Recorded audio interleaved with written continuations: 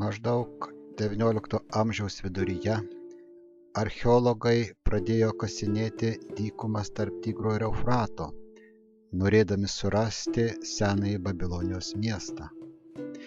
Bet jie atrado žymiai daugiau. Jie atrado miestus ištisus 2000 metų glūdėjusius po žeme.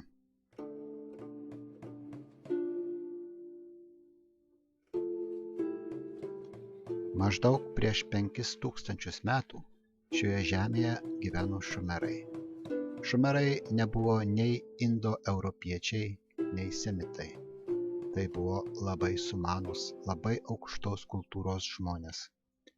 Dykumos menkai tiko žemdirbystei, todėl šumerai išplėtojo sudėtingą kanalų tinklą ir pavertė dykumas klestinčia žeme.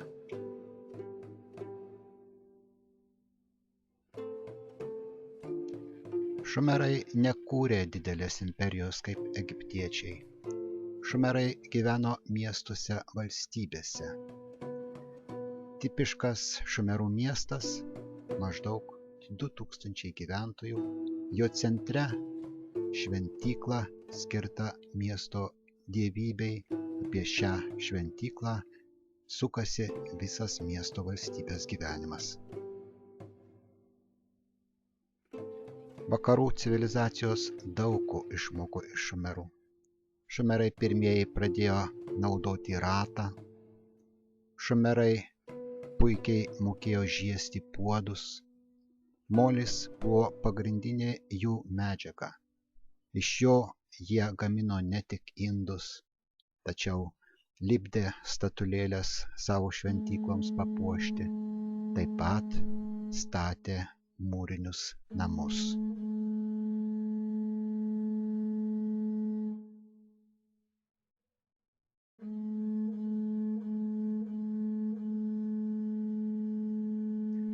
Pastatų arkos irgi šumerų išradimas. Šumerai naudojo molį ir žinioms perduoti. Jie išplėtojo raštiją ant molinių lentelių, kurios buvo išdegamos krosnyje arba saulėje ir pasiekiamos po kelių tūkstančių metų. Šumerai naudojo molinius antspaudus nuosavybei žymėti. Tai turbūt pirmasis antspaudų naudojimas pasaulio civilizacijoje. Šumerai rašė molinėse lentelėse, įduobdami aštriu nendrės galu duobutes, todėl raštas dažnai vadinamas dantiraščiu.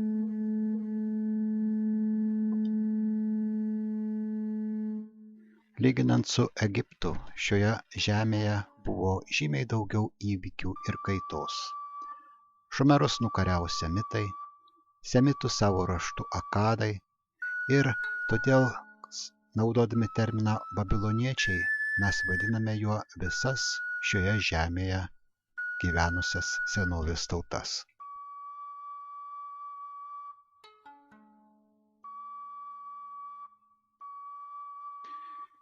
Skaičiams žymėti babiloniečiai sukūrė 60-ajinę skaičiavimo sistemą.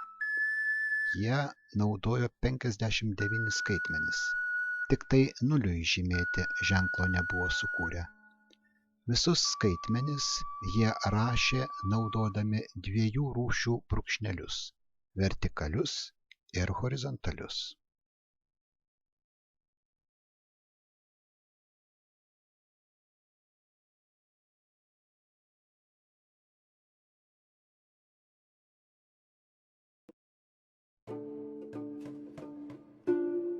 Kokį skaičių reiškia skaitmenų eilute, priklauso nuo skaitmenų interpretacijos.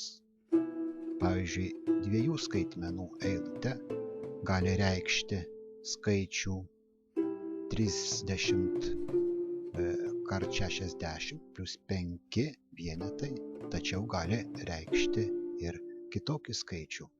Kadangi nuliui žymėti ženklo nebuvo, tai babiloniečiams tekdavo orientuotis pagal kontekstą.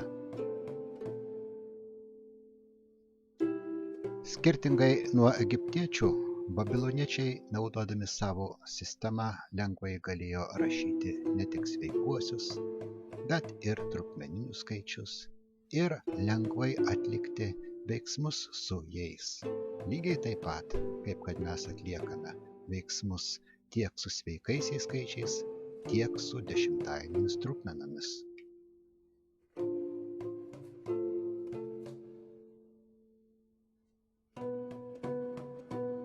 Mūsų daugybos lentelėje yra 10 stulpelių.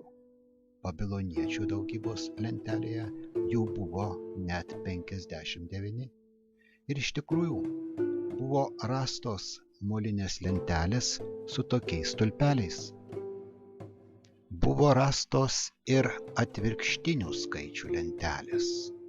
Pavyzdžiui, 1/4 tai yra 15/60.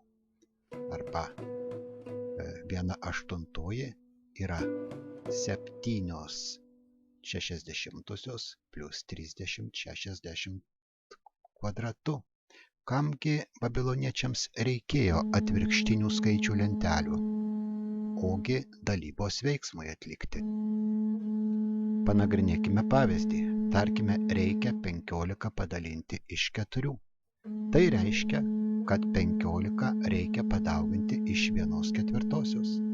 Turėdami 15 ir 1/4 išraiškas, galime skaičius dauginti paprastai, tai panašiai kaip mes dauginame dešimtainės trupmenas. Tačiau atvirkštinių skaičių lentelėse yra ne visų skaičių atvirkštiniai. Kodėl?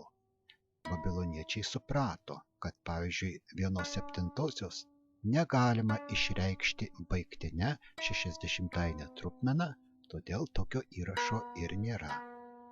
Tačiau, kadangi tenka praktiškai dalinti ir iš 7, tai babiloniečiai sugebėdavo 1/7 pakeisti apytikslę išraišką ir gauti apytikslius skaičiavimo rezultatus.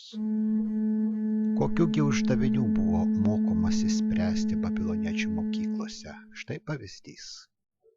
Prie kvadrato ploto reikia pridėti 2/3 kraštinės, gauti 35/60.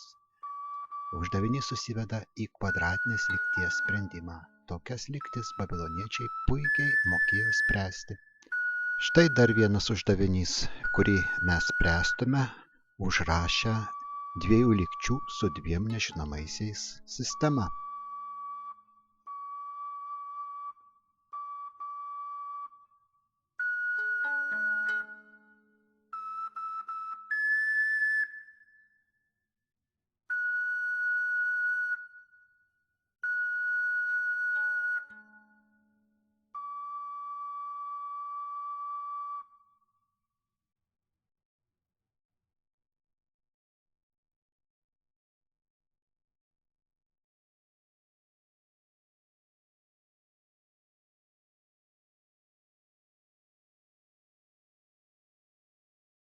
Ir dabar apskritimą dalindami į 360 dalių, o minutę į 60 sekundžių minime išnykusių šumerų vėles.